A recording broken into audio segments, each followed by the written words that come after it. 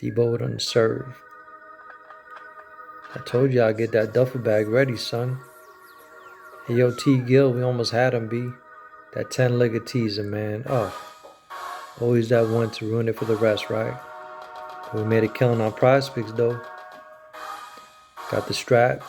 Ski mask the fuck up. Duck the fuck down.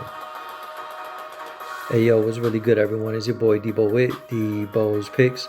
I want to recap yesterday's NFL Week 18 slate picks, as well as offer up my plays for tonight's NBA slate. So let's get it poppin'.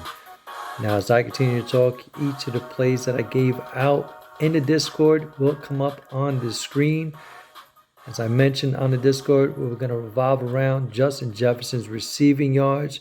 We had him going over 92.5, got bumped up to 98.5. Then it got bumped up to 101.5, something like that. Didn't matter. I liked them all regardless. I was really focusing on players that had a reason to play, whether it was incentives or it's to clinch a playoff position, whatever it may be. So typically, the last week of the NFL season and the first week of the NFL season are the hardest ones to bet. I think the first week is the hardest one because you don't know what defenses are going to be what. Because it's one thing to have these players and see what's on paper and they look good. It's going to be, it's going to be legit. And then it turned out it just doesn't work. You know what I'm saying? Week 18, it's not as hard as they say it is, simply because you're able to focus on a particular amount of players instead of all of them, which is more overwhelming. You know what I'm saying? So you're able to focus on certain players more. You know what I'm saying? So there are prop bets that stick out like a sore thumb, like a Justin Jefferson. Had the incentive to play in Week 18 to go over 1,000 yards receiving. He needed at least 114 yards. I already knew right out the gate they were going to force feed him the ball, and they did. In fact, by half, he had, like 89 receiving yards. He finished over 170, something like that. So he had a monster game. I knew he was going to have a big game, which is why I picked them demon joints where the prop bets are boosted. In this case, it was up to 124.5. I put it on one of the slips and obviously cashed. The only sweat bet really was Rachaad White's rush attempts. And I was mentioning in Discord as it was pretty much real time. It was a little shaky. I was a little kind of nervous. I'm like, damn, he's got only 12 carries in the middle of the fourth quarter. Our only saving grace, I kept saying, was the Bucks hold the lead. We might have a chance. You know what I'm saying? We might. It's slim, but we might have a chance because then the Bucks get the ball. They kill the clock by running the football. And typically when you're ahead, they'll run the ball 3 straight times.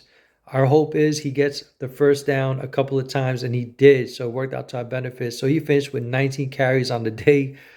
This time we finished on the right side of it in regards to that half a point. Sometimes we get stuck on that 18 in this case. Well, not in this case, but just an example. But in this case, he went over that and got that one we needed. So he finished with 19 carries. Then we move on to the 4 o'clock games, and the dudes handle business. Now, I did hedge Kenneth Walker III's rush yards with his TD prop. So some of his slips had his TD prop, and some of the others had his rush yards. His rush yards cashed pretty damn quick. I think he was close to going over by halftime, and he took care of business right out the gate in the second half. Same thing for James Conner, man. The dude's just a beast. He was another one with the incentive to go over 1,000 yards rushing. Also to try to spoil or help spoil Seattle's playoff hopes, which they did.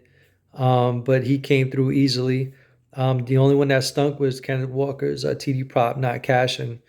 Something I expected to happen, but it didn't. But overall, it was a big ass day altogether.